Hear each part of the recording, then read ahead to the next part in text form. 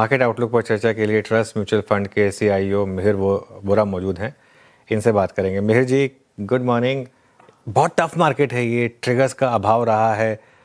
ऐसे में आपकी एडवाइस क्या होगी? आपका इस समय व्यू क्या है मार्केट को लेकर? गुड मॉर्निंग अनुज, नमस्कार। Thanks for having me on the show.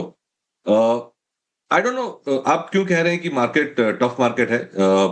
Opportunities तो बहुत है। आप ब्रॉडर मार्केट को देखिए, निफ्टी को देखते रहेंगे तो ऐसी फीलिंग आएगी, लेकिन ब्रॉडर मार्केट में काफी एक्शन है। आपने मार्च क्वार्टर्स के रिजल्ट्स देखे, बहुत अच्छे थे। हमें लग रहा था कि ये गल्फ क्राइसिस की वजह से मार्जिन प्रेशर आएंगे तो जून क्वार्टर्स के नंबर इतने अच्छे नहीं आएंगे, लेकिन ब्रॉड मार्केट में अगर देखो तो मिड कैप और स्मॉल कैप में बहुत अच्छे नंबर्स आए हैं।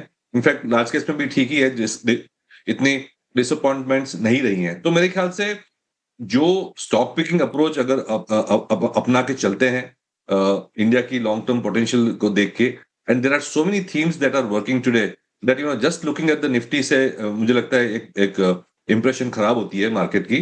लेकिन मैं तो कहूंगा मार्केट में अपॉर्चुनिटीज बहुत हैं।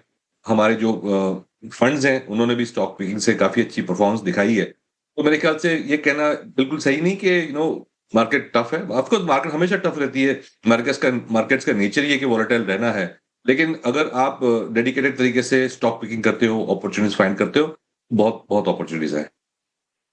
मेरे जी, मैं इसलिए बोला टफ मार्केट क्योंकि अभी फंड के रिटर्न्स नहीं आ रहे ना। अब आप ही देख लीजिए, आपके फंड का क्या रिटर्न रहा होगा पिछले 2 साल का, 3 साल का, कंपेयर टू जो 2022 से 24 का था। तो टफ तो है ना मार्केट। बिल्कुल टफ नहीं है अनुज। आपने पूछा तो मैं जवाब दे देता हूँ। हम्म। जब हमने स्मॉल फंड लॉन्च किया था नवंबर 2024 में, तब यही क्वेश्चन आ रहा था कि फंड क्यों लॉन्च कर रहे हो, टफ मार्केट है। हमने बोला देखिए, there are at least 8 to 900 stocks in the small cap and mid cap space जहां पे स्टॉकिंग करनी है, और हम वो करेंगे। और आज का मैं कहूं तो मार्केट्स स्मॉल कैप इंडेक्स अगर देखें तो बहुत कम रिटर्न दिया है, 2-3% दिया है रिटर्न्स। लेकिन स्टॉक पिकिंग से हमने जो रिटर्न्स एब्सोल्यूट टर्म्स में जो दिए हैं, वो ऑलमोस्ट 20 to 30% रिटर्न्स दिए हैं। तो मैं जैसे कह रहा था, ब्रॉड मार्केट में काफी अपॉर्चुनिटीज हैं, और इंडिया की जो अंडरलाइन स्ट्रेंथ है वो तो है ही।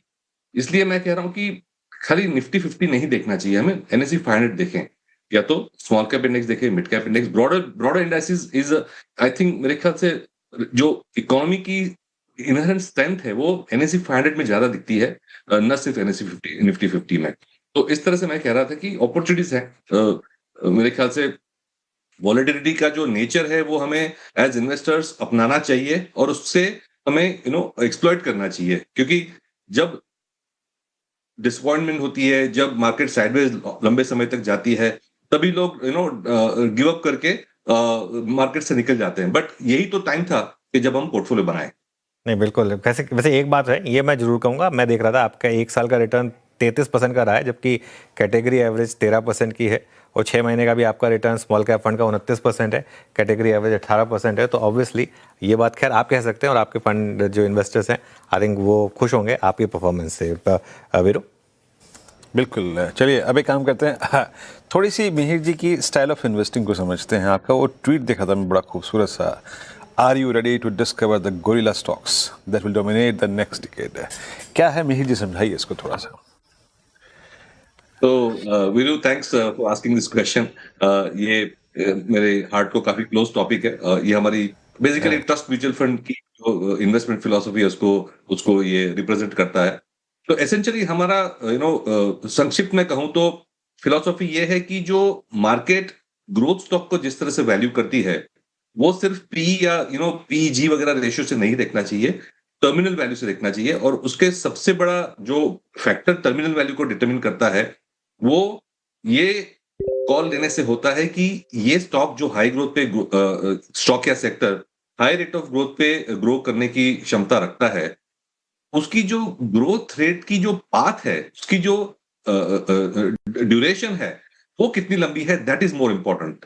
तो अगले साल या 2-3 साल में 30 या 25 या 40% का ईपीएस ग्रोथ अगर कोई स्टॉक दिखाता है तो अच्छी बात है। लेकिन वैल्यूएशन में उसकी जो इंपॉर्टेंस है वो कम है। वैल्यूएशन में ये ज्यादा डिसाइड करना बेटर है, इंपॉर्टेंट है कि ये जो 40 नहीं, लेकिन 15 या 20 या 25% ग्रोथ, क्या ये 10, 15, 20 साल तक ग्रो कर सकता है? और मार्केट जो हाई ग्रोथ स्टॉक्स तो है इस तरह से वैल्यू करता है, और जो आज की जो मार्केट कैप है उसकी 70 to 80% valuation long term profit growth से आती है, न कि नेक्स्ट 2 या 3 साल के। हम 2 या 3 साल का फोकस करते रहते हैं, कितनी ग्रोथ आएगी, ये है वो है, लेकिन मार्केट ये नहीं देखता। Market length of duration of the growth path उसको देखता है। तो ये हमारी जो कोर फिलोसॉफी है, which is called terminal value investing, जिसमें लॉन्ग टर्म प्रॉफिट्स की वैल्यू ज्यादा होती है, शॉर्ट टर्म की कम होती है, और उसकी वजह से ऑप्टिकली कभी कभी ये लगता है कि ये स्टॉक का FY28 या FY29 के बेसिस पे प्राइस टू अर्निंग्स रेशियो थोड़ा ज्यादा है, लेकिन मार्केट ये कह रही है आपको कि ये सेक्टर या ये स्टॉक लंबे समय तक ग्रो करेगा हाई ग्रोथ रेट्स पे। इसीलिए जो लॉन्ग टर्म प्रॉफिट्स की वैल्यू हम ज्यादा दे रहे हैं, इसलिए आज का जो अगर पी देखे तो ज्यादा दिखता है। ये क्रक्स ऑफ द मैटर है। गोरिल्ला स्टॉक्स हम इसे कहते हैं क्योंकि जो गोरिल्ला है वो एक तो रेयर है, इतना इजी फाइंड करने का नहीं है। तो ऐसे स्टॉक्स जो होते हैं फाइंड करना, ढूंढना इजी नहीं होता है, तो एक तो रेयर रेयर हो गया गोरिल्ला। सेकंड इज, ऐसे स्टॉक्स जब लंबे समय तक ग्रो करते हैं तो वो अपनी कैटेगरी में लार्ज एंड डोमिनेंट हो जाते हैं। तो जैसे आपने देखा होगा, गोरिल्ला सबसे बड़ा मंकी है, सबसे डोमिनेंट मंकी है जंगल में, उससे कोई, जो मैं कहूंगा, पंगा नहीं लेता सो टू से, तो they become large and dominant in that category.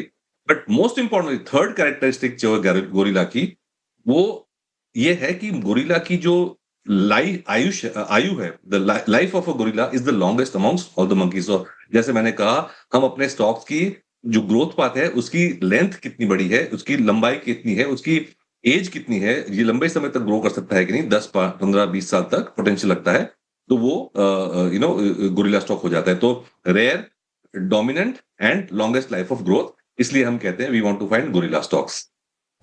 Okay, अच्छा, ये आपके गोरिल्ला स्टॉक्स को मैं थोड़ा सा और समझना चाहता हूँ, ठीक है?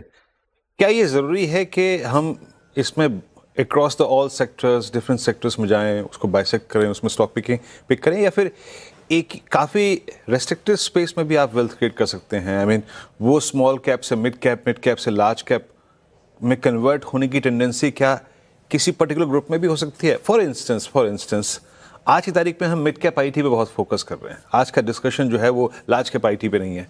कुछ ऐसा होता है स्वरूप आपकी गोरिल्ला इन्वेस्टिंग का क्या? तो अपॉर्चुनिटीज तो अलग अलग सेक्टर में होती है, लेकिन वीरू, जो सबसे बड़ी इंपॉर्टेंट चीज मैंने सीखी है लाइफ में कि थिंग्स चेंज। जो 15 साल 20 साल पहले के जो इक्वेशंस थे, 10 साल पहले के जो स्टॉक्स और सेक्टर्स थे, जो at that point in time उभरते हुए इमर्जिंग स्टॉक्स थे, वो चेंज होते रहते हैं। तो अगर हम एक सबसे बड़ा एग्जांपल अगर प्राइवेट सेक्टर बैंक्स का लें या तो आईटी कंपनीज का लें, ये दो बड़े सेगमेंट है जो निफ्टी को आज ड्रैग कर रहे हैं। अब 2 साल से हम देख रहे हैं कि ये दो सेक्टर्स निफ्टी 50, खास करके लार्ज कैप सेगमेंट में, ये सेगमेंट ड्रॉ कर रहे हैं। लेकिन एक जमाने में आईटी भी बहुत बहुत लंबी समय तक ग्रो कर रहा था। सो 90s से लेके 2010-15 तक ये हाई ग्रोथ सेक्टर था, लेकिन अब नहीं है। तो things change. Private sector banks जब आई पहली बार 2001-2002 में, जब लिस्टिंग हुई बड़ी बड़ी फर्स्ट प्राइवेट सेक्टर बैंक की, तब वो छोटी थी, बट लेकिन उनमें गोरिल्ला बनने की क्षमता थी, और आज वो गोरिल्ला बन गए हैं। लेकिन अब ये सेक्टर मैच्योर हो चुका है। तो हमें हमेशा जो है आगे देखना है कि अब कौन से सेक्टर्स हैं जो 10, 15, 20 साल तक ग्रो करेंगे, उस तरह का फ्रेमवर्क रख के चलना चाहिए। तो सेक्टर ऐसा नहीं है कि यही सेक्टर चलेगा वही सेक्टर चलेगा। We have to be dynamic and we have to be alert कि भाई ट्रेंड्स किस तरह से जा रहे हैं। आज अगर एआई है तो वो बड़ा नया ट्रेंड है, तो क्या एआई लिंक थीम जो है वो 20 साल तक चल सकती है? मेरे ख्याल से चल सकती है। डिफेंस जो है फॉर एग्जांपल, नया सेक्टर उभर रहा है इंडिया में, क्या ये 10-20 साल तक ग्रो कर सकता है? कर सकता है। तो नए नए स्टॉक्स, नए नए सेक्टर्स हमेशा इमर्ज होते हैं। So as a investor you need to adjust to that reality. Okay, अच्छा, ये वैसे मैं तो बार बार आपका फंड का रिटर्न देख रहा हूँ। ये ऐसे क्या स्टॉक्स आपने पिक कर लिए थे? क्या अल्फा जो इतना ज़बरदस्त अल्फा जनरेट हुआ, और यहाँ से और मतलब कहाँ पर आपको सबसे ज़्यादा पॉजिटिविटी लग रही है? नेक्स्ट गोरिल्ला, पिछला गोरिल्ला तो हो गया, अगला गोरिल्ला कौन सा है? अगला गोरिल्ला मेरा ही पोर्टफोलियो है, बिकॉज हम तो हर महीने फुल पोर्टफोलियो डिस्क्लोज करते हैं। तो आपको तो पता ही है पोर्टफोलियो में क्या है पिछले 2-2.5 साल से, जब से हमने फंड चालू किया है।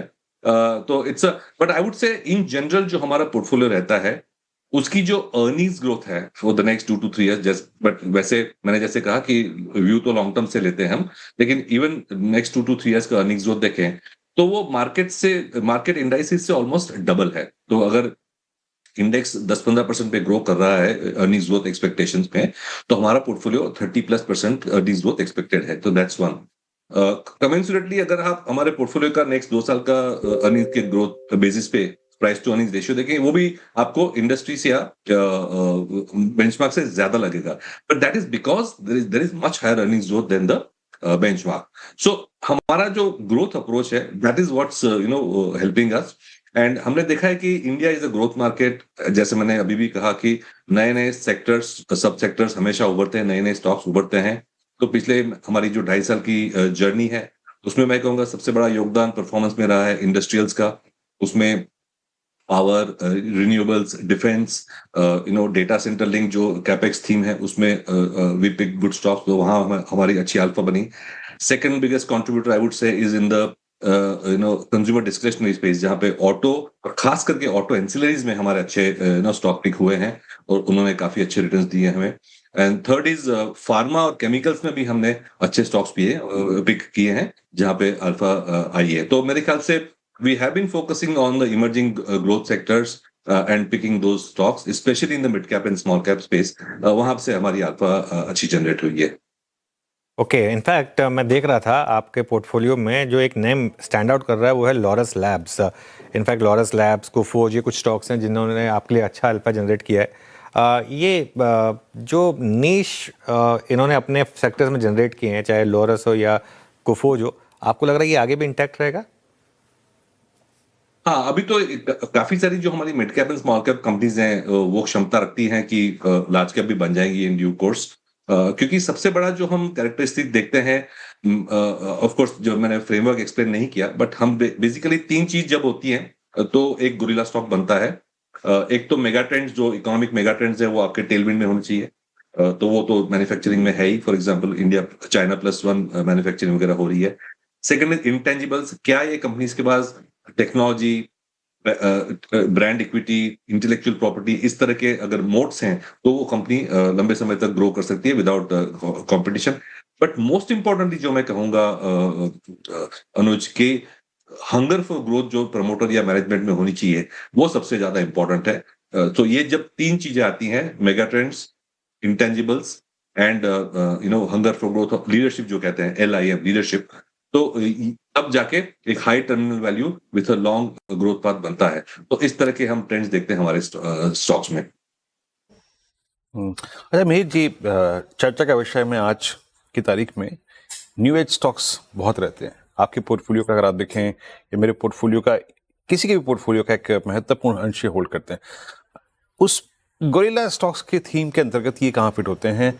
आप किन कंपनियों पे फोकस कर रहे हैं जो कि कैश काफी बर्न कर रही हैं बट अपना काफी बड़ा मार्केट क्रिएट कर चुकी हैं? आपकी थीम ये न्यू एज स्टॉक्स में, उसकी रीडिंग में, उसके आकलन में, उसके सिलेक्शन में क्या है? तो ये न्यू एज स्टॉक्स है वो हमारे जो high terminal value gorilla invest में परफेक्टली फिट होती हैं। क्योंकि हमें क्या चाहिए? हमें ये चाहिए कि ये स्टॉक लंबे समय तक टॉप लाइन और बॉटम लाइन ग्रो करना चाहिए। Most of the new age companies, वैसे आपने कहा कैश बर्न, लेकिन हमारी जो पोर्टफोलियो कंपनीज है most of them are now profitable.